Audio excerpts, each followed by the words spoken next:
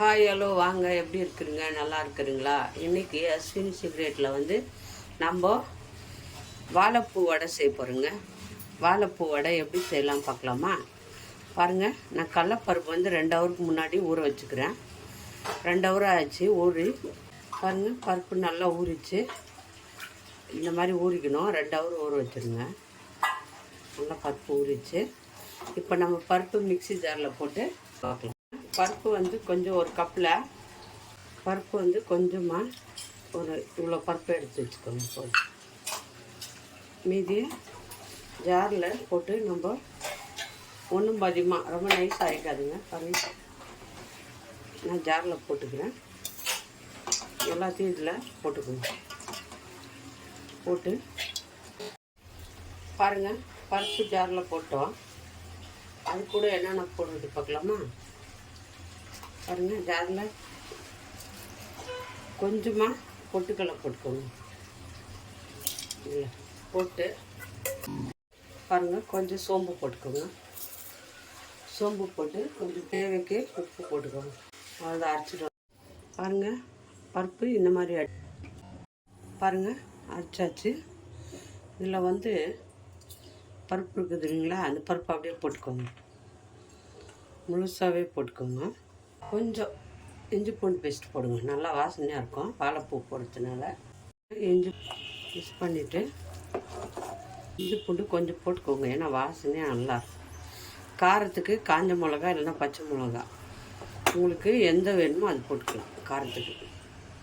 நான் இப்போது பாருங்கள், வாழைப்பூ வந்து நல்லா க்ளீன் பண்ணி பொடி பொடியாக நறுக்கி வச்சுக்கிறேன். அதை போட்டு நான் மிக்ஸ் பண்ணிக்கிறேன். ஏன்னா உப்பு வந்து நம்ம பருப்பு அரைக்கும் போதே போட்டோம். உங்களுக்கு எது பச்சை மிளகா வேணாலும் போட்டுக்கலாம், காய்ந்த மிளகா பாருங்கள். இந்த மாதிரி மிக்ஸ் பண்ணிவிட்டு வெங்காயம் பொடியாக நறுக்கினா வெங்காயத்தை போட்டுக்கோங்க. போட்டுட்டு மிக்ஸ் பண்ணிவிடுங்க. வாழைப்பூ வடை ரெடி ஆயிடுச்சு. வாழைப்பூ வடை வெங்காயம் போட்டு ரொம்ப கலக்காதுங்க, ஏன்னா வெங்காயத்தில் தண்ணி இருக்கும். வடை சுடும்போது தண்ணி ஆகிடும். அதுக்காக தான் லாஸ்ட்டில் போடணும் வெங்காயம். ஃபஸ்ட்லேயே வெங்காயம் போடாதுங்க, பருப்பு தண்ணி ஆகிடும். போட்டாச்சு. இப்போ பாருங்கள், எண்ணெய் ரொம்ப சூடு பண்ணாதுங்க. இதில் வடையில் இதில் வந்து கொஞ்சம் பெருங்காயம் போட்டுக்கோங்க. பெருங்காயம் மறந்துட்டேன், கொஞ்சம் பெருங்காயம் போட்டுக்கோங்க. அப்போ தான் அந்த கடலப்பருப்பு வடை இல்லையா, கொஞ்சம் பெருங்காயம் போட்டால் தான் நல்லாயிருக்கும், கேஸ்ட்ரிக் ஆகாது. இப்போ நம்ம சின்னதாக கையில் தண்ணி தொட்டுக்குன்னு, எண்ணெய் வந்து ரொம்ப காயக்கூடாது, லைட்டாக தான் காயணும். எண்ணெய் சூடு, அதுக்காக எண்ணெய் சூடு பண்ணாதுங்க ரொம்ப. பாருங்கள், லைட்டாக தான் சூடாகணும். எண்ணெய் சூடாகிடுச்சா பார்க்கலாமா? சூடாயிடுச்சு. சூடானதும் இப்போ நம்ம உள்ளங்கையில் வச்சு இப்படி லைட்டாக தட்டுங்க. ஏன்னா வடை வந்து அந்த பூவெல்லாம் கருகி போகக்கூடாது, அதுக்காக தீஞ்சு போகாதுக்கிறதுக்காக பாருங்கள், மெல்லிசாக கூட தட்டிக்கோங்க. போட்டுடுங்க. இந்த மாதிரி மெல்லிசாக தட்டி போட்டுக்கோங்க. ஏன்னா எண்ணெய் வந்து ரொம்ப சூடாக இருக்கக்கூடாது. சின்னதாகவே தட்டி போடுங்க. உங்களுக்கு எவ்வளோ சைஸ் வேணுமோ அவ்வளோ தட்டிக்கோங்க. ரொம்ப மூட்டை வேண்டாம், கொஞ்சம் மெல்லிசாகவே தட்டி போடுங்க. அப்போ நல்லாயிருக்கும் வடை சாப்பிட்றதுக்கு டேஸ்டியாக. வாழைப்பூ வடை சிம்பிளாக குயிக்காக பாருங்கள், எவ்வளோ சீக்கிரம் பண்ணலாம். பருப்பு ஊறுனா சரிங்க, ஏன்னா உடம்புக்கு ஹெல்த்தியான வடை வாழைப்பூ வடை. அது வந்து எல்லாரும் வீட்லேயும் செஞ்சு கொடுக்கணும் பசங்களுக்கு. பசங்கள்லாம் விரும்பி சாப்பிடுவாங்க. நல்லா இந்த மாதிரி கொஞ்சம் மெலிசாக தட்டினீங்கன்னா நல்லா மசாலா வடை மாதிரி இருக்கும். எல்லாத்தையும் கொஞ்ச நேரம் அப்படியே போட்டு தான் திருப்பாதுங்க, அப்படியே உடனே திருப்பாதுங்க. கொஞ்ச நேரம் விட்டு பாருங்கள், வடை வந்து மெதுவாக அப்படி திருப்பி போட்டு நல்லா வெந்ததும் எடுத்துருங்க. பாருங்கள், கலர் வரணும். சிம்மில் வச்சு செய்யுங்க, ரொம்ப ஹையில் வைக்காதுங்க, மீடியமாக வச்சுக்கோங்க. ஏன்னா வடை வந்து தீஞ்சிடும்.